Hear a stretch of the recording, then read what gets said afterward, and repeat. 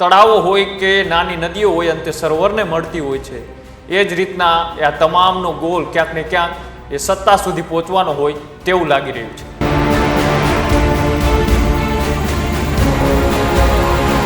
હવે મારા સવાલનો જવાબ આપી દો કે 20,000 લોકો મોરબી માટે ભેગા કર્યા હતા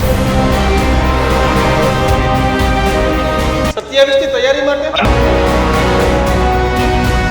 તો મેં પોલિટિકલી પાર્ટી સાઈડમાં મૂકી દીધી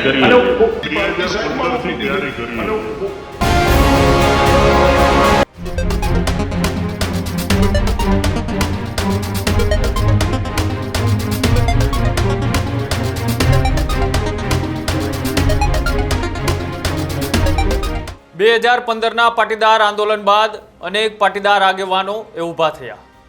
કોઈ ન્યાય માટે લડ્યું, કોઈ હક માટે લડ્યું, તો કોઈ સત્તાની ખુરશી સુધી પહોંચવા માટેનું લડ્યું. એમાંથી અનેક નેતાઓ બન્યા, અનેક નેતાઓ એ ચૂંટણી લડી અને પોતાના વિસ્તારના એ ધારાસભ્ય પણ બન્યા. પણ હજુ પણ આગેવાનોમાંથી અનેક નેતાઓ એ સત્તામાં આવવા માટેના પ્રયત્નો કરી રહ્યા છે, તેના માટેની લડત આપી રહ્યા છે અને સમાજના મુદ્દાઓને લઈ અલગ અલગ વિસ્તારોની અંદર એ સરકારની સામે જાહેર મંચ ઉપરથી એ નિવેદનો પણ આપી રહ્યા છે. એટલે એક રીતના વાત કરીએ તો સરકારને ઘેરવાનો પ્રયત્ન કરી રહ્યા છે. તો બીજી બાજુ હવે છેલ્લા કેટલાક દિવસો થયા એ પાટીદાર આગેવાનો એ ચૂંટણી નજીક આવી રહી છે તેમ તેમ વધારે મજબૂતાઈથી એ પોતાનો વિસ્તાર હોય કે પછી પોતાના સમાજના મુદ્દાની વાત હોય ત્યાં બેબાક રીતના એ લડત આપી રહ્યા છે. આ લડત શું ખરેખર સમાજના હિત માટેની છે કે પછી પોતાના રાજકીય કેરિયરને વધારે મજબૂતાઈથી આગળ લઈ જવા માટેની છે? હવે ચૂંટણીઓ નજીક આવી રહી છે એટલે અનેક તર્ક અને વિતર્કો સર્જાઈ રહ્યા છે.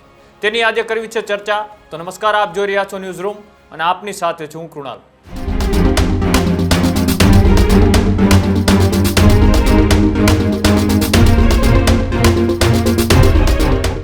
ગુજરાતમાં 2015 પાટીદાર આગેવાનોનું જે આંદોલન, એ આંદોલને ગુજરાતની રાજનીતિમાં ખૂબ મોટી અસર કરી.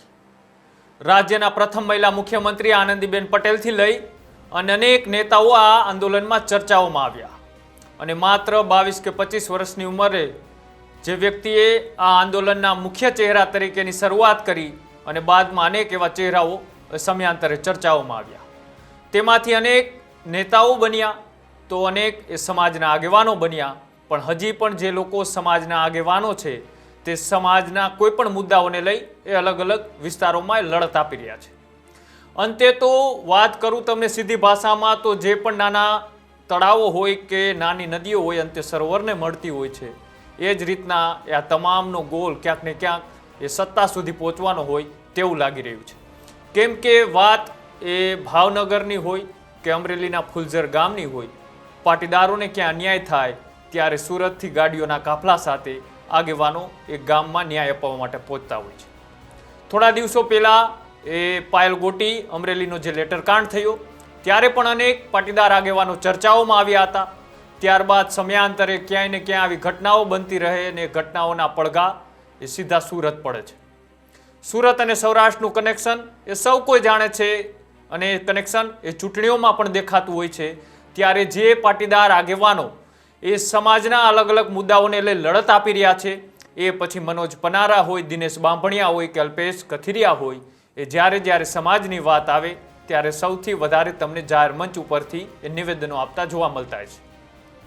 પણ ખરેખર આ જે આગેવાનો છે એ સમાજના હિત માટે, સમાજના લોકોના ન્યાય માટે જ લડત લડી રહ્યા છે કે પછી પોતાના રાજકીય કેરિયરને પણ આગળ ધપાવવા માટેની આ એક પ્રી પ્લાનિંગ એ સમાજને આગળ રાખીને આ લડાઈ ચાલી રહી છે?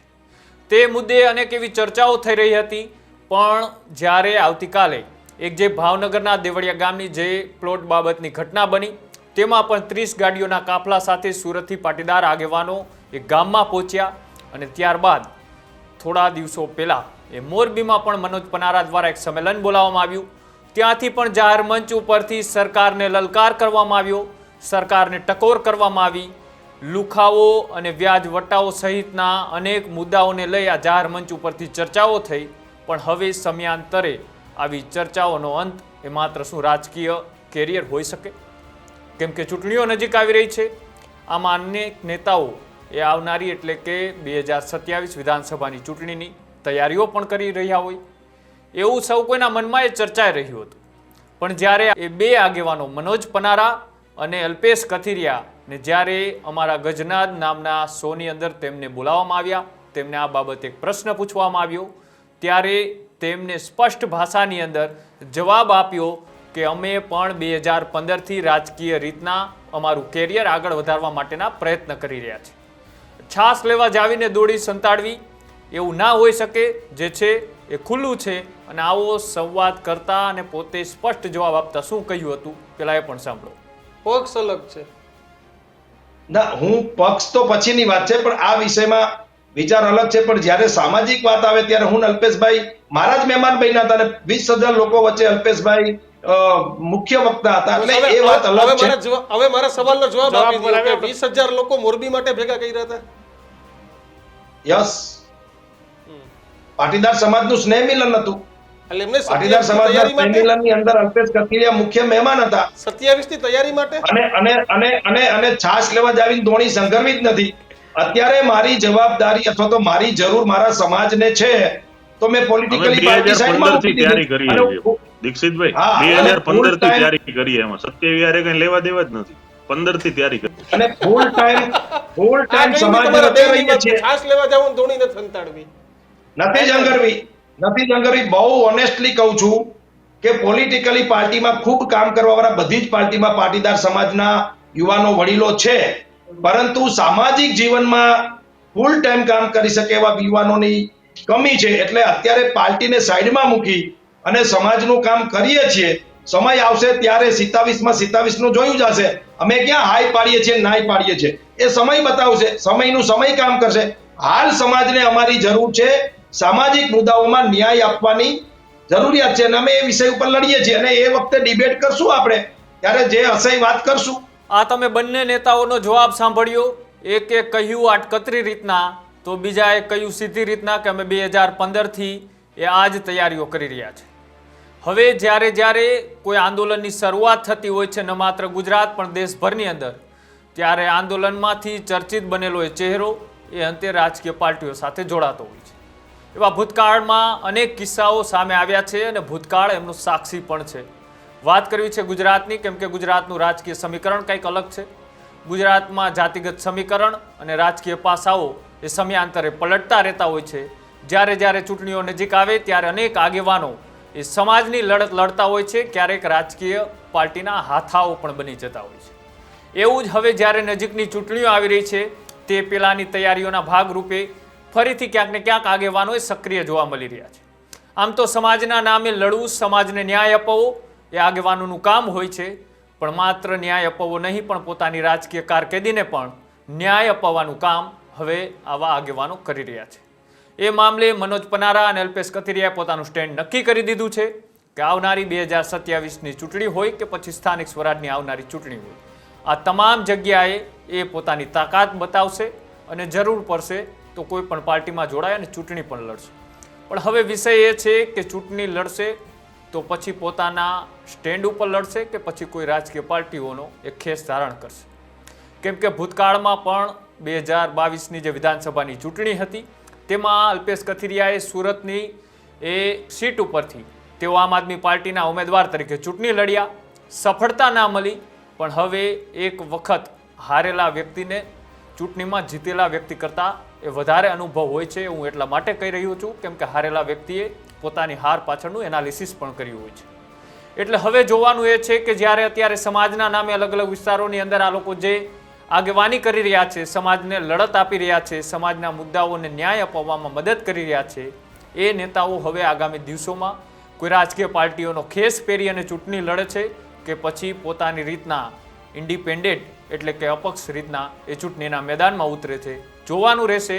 આ તો ચૂંટણીઓ પહેલાંના સમીકરણો અને વાતચીતો એની સાક્ષી થઈ રહી છે, કારણ કે સમયાંતરે એ આ તમામ મુદ્દાઓ જેમ ચૂંટણી નજીક આવતી જાય તેમ બદલતા રહેતા હોય છે. નેતાઓને પણ નથી ખબર હોતી કે આગામી દિવસોમાં એ કઈ રણનીતિથી ચૂંટણી લડશે, કઈ પાર્ટીમાંથી લડશે. અને અનેક એવા ચહેરાઓ આપણે જોઈ ચૂક્યા છીએ કે કોઈ સિંહ ખળ ના ખાય એવા નેતાઓ ખળ ખાઈ ચૂક્યા છે. આ અંગૂઠો કોઈ દી ભાજપને મત ના આપે એ નેતાઓ એ પાર્ટીનો ખેસ પહેરી ચૂક્યા છે. ચાહે કોઈ પણ પાર્ટીમાંથી ચૂંટણી લડો, ચૂંટણી લડવી એ તમામનો આબાદિત અધિકાર છે. પણ માત્ર સમાજના નામે આગેવાની કરી અને પાછળથી જ્યારે તમે રાજનેતા બની જાઓ છો ત્યારે સમાજના તમામ મુદ્દાઓ તમારી માટે એ સાઇડલાઇન થઈ જતા હોય છે. એવા અનેક નેતાઓ જોયા છે કે જ્યારે સમાજની આગેવાની કરી અને સમાજના નામે આંદોલન કરીને જ્યારે એ રાજનીતિ સુધી પહોંચે છે ત્યારે પોતાની રાજકીય પાર્ટીઓનો હાથો બની જાય છે, ન કે સમાજના એ મુદ્દાનો. કેમ કે અનેક વખત આવી ઘટના એ બની ચૂકી છે. હવે જોવાનું એ છે કે જ્યારે આગેવાનમાંથી રાજનેતા બનવાની તરફ જે લોકો આગે કૂચ કરી રહ્યા છે તેનું રાજકીય ભવિષ્ય કેવું છે અને આવનારી ચૂંટણીઓમાં એ કઈ પાર્ટીમાં જોડાઈ શકે. જો તમે જાણતા હોય તો અમારી કોમેન્ટ બોક્સની અંદર અચૂક જણાવજો. જોતા રહેજો ન્યૂઝરૂમ. નમસ્કાર.